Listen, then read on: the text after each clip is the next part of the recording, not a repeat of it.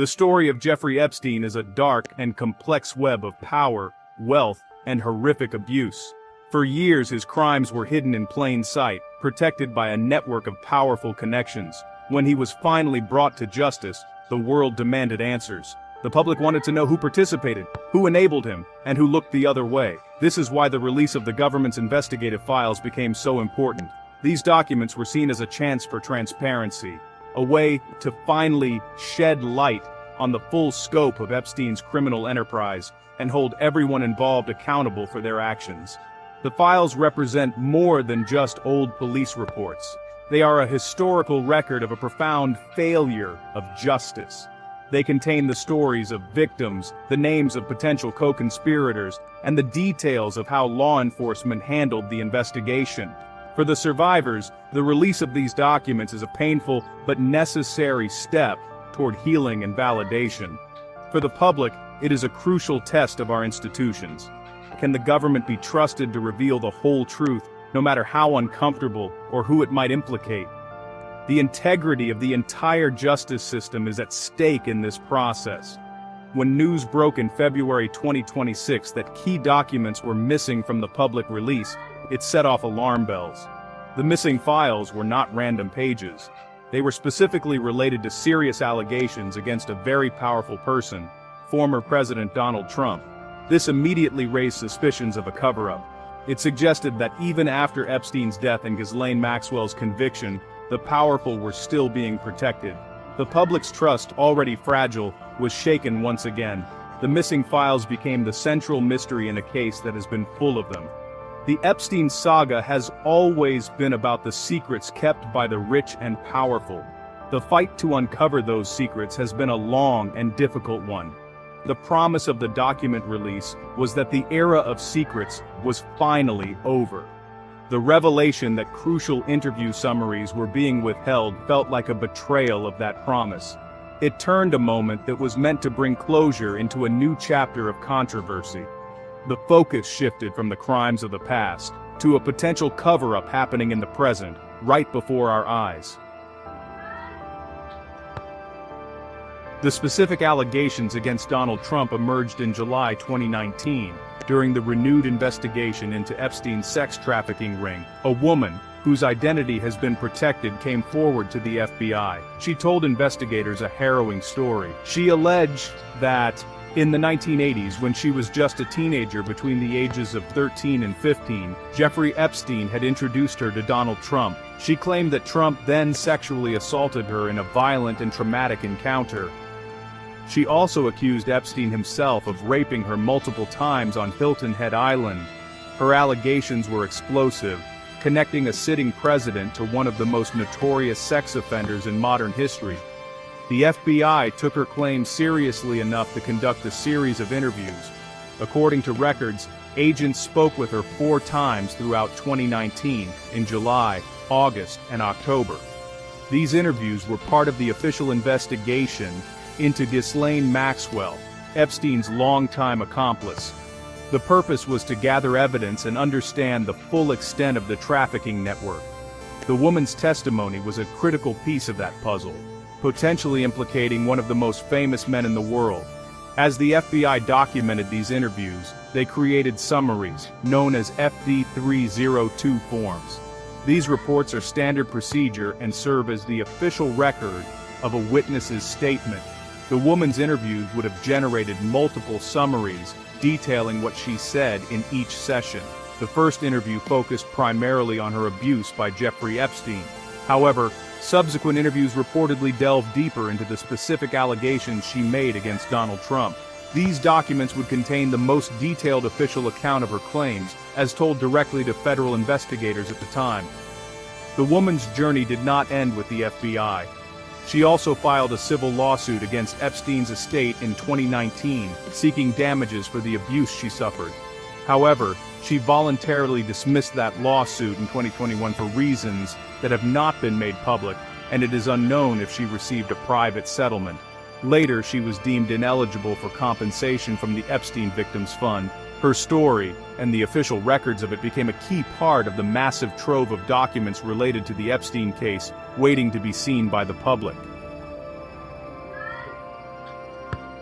In 2025, in a move aimed at promoting transparency, then-President Trump signed the Epstein Files Transparency Act. This law was celebrated as a major victory for victims and the public. It mandated that the Department of Justice release its massive trove of investigative files related to the Epstein case. The law was clear. The government had to make the documents public. It allowed for some redactions, but only to protect the identities of victims, safeguard ongoing investigations, or protect privileged information. Crucially, the law explicitly prohibited withholding documents just because they were politically sensitive or potentially embarrassing to powerful people. The moment of truth came in January 2026, when the Department of Justice released over 3 million pages of documents. However, the release was immediately criticized as deeply flawed. Lawyers for victims were horrified to find that sloppy redactions had exposed the personal information of nearly 100 survivors, including their names, photos, and contact details. It was a catastrophic failure that re-traumatized the very people the law was meant to help. This chaotic release set the stage for an even more disturbing discovery. Entire documents appeared to be missing. It was not just a case of poor redaction, it was a case of complete omission. Journalists and investigators combing through the massive document dump soon noticed a glaring hole. The FBI summaries from the woman who accused Donald Trump were incomplete.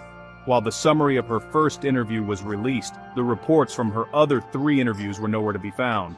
These were the very interviews where she was expected to have provided detailed allegations about Trump. In total, over 50 pages related to her claims seemed to have vanished from the public record. The absence of these specific files immediately fueled accusations of a deliberate and politically motivated cover-up. The Department of Justice initially defended its process, stating that some files were withheld to protect victims or avoid publishing duplicates.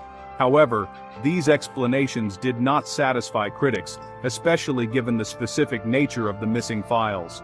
The Epstein Files Transparency Act was designed to prevent exactly this kind of situation. Withholding documents related to a former president seemed to be a direct violation of the law's ban on withholding material due to political sensitivity. The flawed release had failed to bring closure, and instead created a new and explosive controversy, casting a shadow over the entire process. The revelation of the missing files sparked immediate outrage in Congress. Representative Robert Garcia, the leading Democrat on the House Oversight Committee, announced that he had reviewed the unredacted files held by the Department of Justice. He confirmed that the interview summaries containing the Trump allegations were indeed missing from the public release. He called the Department of Justice's actions an illegal withholding of information and a cover-up. House Democrats quickly announced plans to launch a full-scale investigation, with some calling it potentially the largest government cover-up in modern history. The battle for the documents had moved to Capitol Hill. In response to the growing political firestorm, the Department of Justice issued a statement on February 26, 2026. The department announced it was reviewing whether any documents had been improperly withheld, and promised to publish any that were. However, the department has also previously characterized the woman's claims about Trump as untrue and sensationalist, and unfounded and false. Officials have pointed out that her allegations were submitted just before the 2020 election, implying a political motivation. This stance has only deepened the divide, with critics accusing the Department of Justice of dismissing a credible victim's testimony without a proper public airing of the evidence. For his part, Donald Trump has vehemently denied all allegations. A White House spokeswoman stated that he has been totally exonerated and highlighted that he was the one who signed the Epstein Files Transparency Act into law.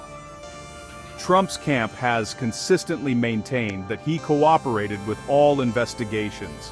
His relationship with Epstein was known to be friendly in the 1980s and 1990s, with Trump once calling him a terrific guy in 2002. However, they reportedly had a falling out years before Epstein's first arrest, and Trump has sought to distance himself from the disgraced financier. This leaves a critical question hanging in the air. Will the full truth ever come out? The law demands transparency, Congress is demanding answers, and the Department of Justice is reviewing its actions. Yet the files that could provide clarity remain hidden from public view. The story of Jeffrey Epstein has always been a grim reminder that justice can be elusive when the accused are powerful. The fight over these missing documents is the latest chapter in that long struggle. Until every page is made public, the shadows of doubt will remain, and the world will be left to wonder what secrets are still being kept.